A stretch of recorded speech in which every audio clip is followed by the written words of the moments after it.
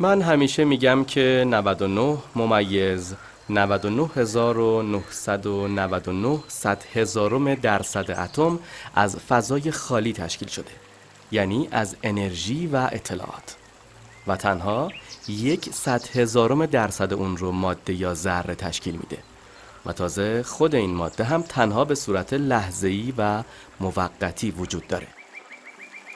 میشه گفت که اگر هسته اتم به اندازه یک ماشین شاسی بلند باشه، الکترونی که در اطراف هسته میچرخه اندازش چیزی در حد یه دونه نخوده. اما مساحت بین این شاسی بلند که همون هسته اتمه و این نخود که همون الکترونه چیزی حدود 220,000 کیلومتر مربع است. یعنی الکترون توی همچین فضایی میتونه وجود داشته باشه. پس مشخصه که فضای بین هسته و لایه بیرونی اتم که گفتیم از انرژی و اطلاعات تشکیل شده بسیار گسترده است. خب حالا فرض کنید 2 تا اتم داریم، یه اتم کلور و یه اتم سدیم. نترسید، اصلاً پیچیده نیست. این 2 تا اتم رو میگیریم و کنار هم میذاریم تا یه مولکول تشکیل بدن. وقتی مولکول رو تشکیل دادن، میدان اتم سدیم به میدان اتم کلور وصل میشه و هر جا که بین این 2 تا میدان هم پوشانی داشته باشیم، اطلاعات به اشتراک گذاشته میشه. پس یک میدان تشدید شده داریم که اطراف 2 تا اتم ما قرار میگیره و این اطلاعاتی که به اشتراک گذاشته میشه، این 2 تا اتم رو تغییر میده تا یه مولکول رو تشکیل بدن. حالا اگه این مولکول ها رو بگیریم و پیچیده ترشون کنیم، این مولکول ها یه ماده شیمیایی رو به وجود میارن. حالا به جای اینکه 2 تا اتم به هم وصل بشن، صدها اتم به هم وصل میشن و وقتی به هم وصل شدن به یک میدان اطلاعاتی مشترک متصل میشن. حالا این میدان در اطراف اون ماده شیمیایی قرار گرفته. بعدش میتونیم این مواد شیمیایی رو بگیریم و به سیستم‌های پیچیده‌تر تبدیل کنیم. این مواد شیمیایی میتونن کنار هم جمع بشن و سلول رو به وجود بیارن و اطلاعاتی که تمام این مواد شیمیایی با هم به اشتراک گذاشته بودن یه میدان اطلاعاتی در اطراف سلول تشکیل میده. حالا میتونیم سلول ها رو بگیریم و کنار هم قرار بدیم. سلول ها یه بافت رو تشکیل میدن و این بافت یک میدان اطلاعاتی مشترک داره و تمام سلول های اون برای تحقق مصلحت جمع تلاش میکنن. این اطلاعاتی که سلول ها با هم به اشتراک میذارن یه نوع آگاهی دست جمعیه. حالا اگه بیایم این بافت ها رو بگیریم و در قالب یه اندام سازماندهی کنیم چی میشه؟ حالا مجموعه ای از بافت ها رو داریم که در کنار هم فعالیت میکنن. این بافت ها از سلول ها از مواد شیمیایی از مولکول و مولکول ها از اتم تشکیل شدن و یک میدان اطلاعاتی داریم که در اطراف اون اندام تشکیل شده و این میدان اطلاعاتی رو به اشتراک میذاره که به ماده امکان میده کارش رو انجام بده. این همون میدان یا نیروی اطراف اون اندامه. حالا اگه بیایم و اندام‌ها رو در کنار هم قرار بدیم به سیستم‌های بدن میرسیم. سیستم قلب و عروق، سیستم گوارشی، سیستم ایمنی، سیستم تولید مثل، همه این سیستم‌ها در کنار هم به عنوان یک آگاهی دست جمعی کار میکنن و تمام اطلاعاتی که اطراف یک سیستم خاص قرار میگیره از یک آگاهی دست جمعی برخورداره.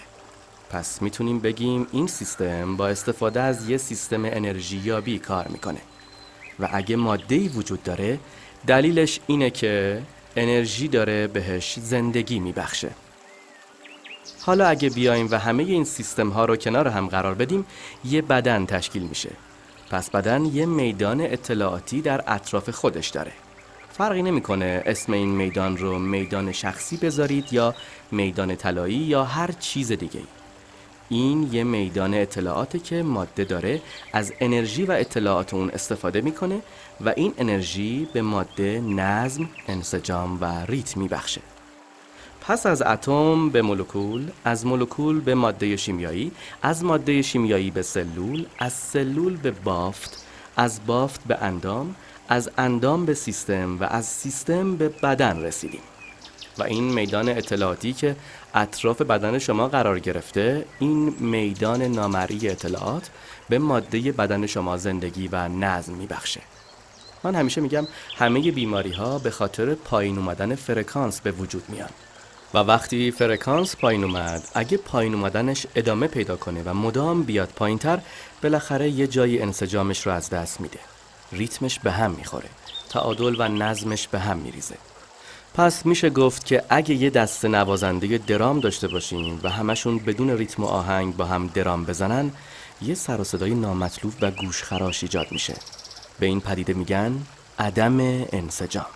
اما اگه 4 تا درامر خوب داشته باشیم و هر 4 تاشون ریتم و ضرب رو رعایت کنن، به مرور زمان این 4 تا درامر بقیه رو هم با خودشون هماهنگ میکنن و نظم و انسجام رو به وجود میارن. این یه پدیده طبیعیه. فرض کنید چند تا ساعت پاندولی قدیمی داریم. این ساعت‌ها رو توی یک اتاق قرار میدیم تا هر کدومشون برای خودشون جداگانه تیک تاک کنه. حالا این ساعت‌ها رو 1 ماه به حال خودشون میذاریم. بعد 1 ماه میبینیم پاندول ساعتمون با هم هماهنگ شدن. یعنی نوعی ریتم و الگو و همزمانی در بین اونها مشاهده میشه. اگه یه عده دختر دانشجو رو کنار هم توی خوابگاه بذاریم، اوائل زمان قاعدگیشون با هم متفاوته، اما چند ماه بعد همه این خانم‌ها با هم به قاعدگی میرسن، چون کائنات برای خودش ریتم و نظم داره. خب حالا اگه همه بیماری‌ها به خاطر پایین اومدن فرکانس ایجاد بشن و اگه ما همینطوری مدام فرکانسمون رو پایین بیاریم و اگه اتم بیشتر از انرژی و فرکانس و کمتر از ماده تشکیل شده باشه، پس میتونیم بگیم که وقتی ما فرکانس رو پایین میاریم و بدنمون کم کم از هم میپاشه، فرکانس توی نقطه‌ای به حالت نامنسجم میرسه، یعنی ناهماهنگی به وجود میاره. خب پس باید یه چیزی رو با هم مرور کنیم. اگه بدن شما از انرژی و ماده تشکیل شده و اگه تمام بیماری ها به خاطر پایین اومدن فرکانس به وجود میان، پس چرا ما فرکانس بدنمون رو میاریم پایین؟ خب ما توی 2 تا حالت ذهنی زندگی میکنیم. حالت اول حالت بقاست. حالت بقا یعنی استرس. اثرات درازمدت استرس باعث میشه یک سیگنال نامنسجم توی الگوی امواج مغزی ما به وجود بیاد و این سیگنال نامنسجم باعث میشه یه سیگنال نامنسجم از طریق سیستم عصبی به بدن ارسال بشه. این هم باعث میشه یه پیام ناموزون یا ناهمگام به سمت سیستم قلب و عروق، سیستم گوارشی، سیستم ایمنی و سیستم های دیگمون ارسال بشه. در نتیجه فرکانس بدن میاد پایین. در واقع ما میدونیم که احساسات بقا باعث میشه ما مادیگرا بشیم و اثرات درازمدت این احساسات بقا باعث میشه ما واقعیت رو بر اساس حواسمون تعریف کنیم. این باعث میشه که ما در محیط، زمان و احساسات بقا زندگی کنیم. احساساتی مثل عصبانیت، پرخاش، شهوت، رقابت، ترس، دلهره، احساس گناه، شرم، درماندگی و غیره.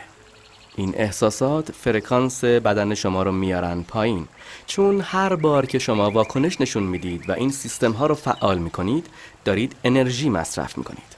در کوتاه مدت بدن میتونه توانش رو دوباره به دست بیاره و به حالت اولش برگرده. اما در دراز مدت این کار باعث میشه انرژی میدان شما به درون ماده تخلیه بشه. شما عملاً باور خواهید کرد که بیشتر ذره هستید و کمتر از موج تشکیل شدید. شما دیگه نمیتونید فراتر از این واقعیت زندگی کنید. شما برده این واقعیت شدید. حالت بعدی حالت آفرینشه. تو حالت آفرینش شما باید بدنتون رو ترک کنید. باید افراد و اشیا و مشکلات محیطتون رو فراموش کنید و باید زمان رو از یاد ببرید.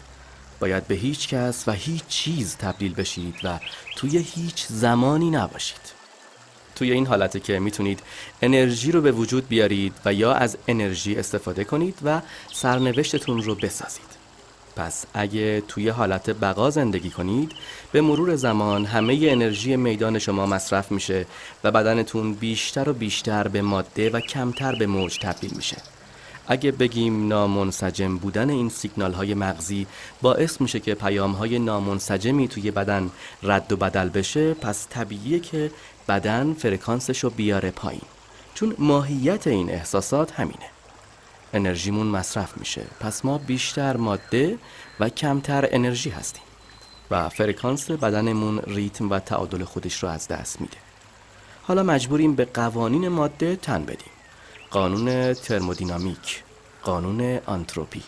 در نتیجه مثل همه اجسام این واقعیت فیزیکی که اگه انرژیشون کم و مادهشون بیشتر بشه از بین میرن، بدن ما هم شروع میکنه به تجزیه شدن.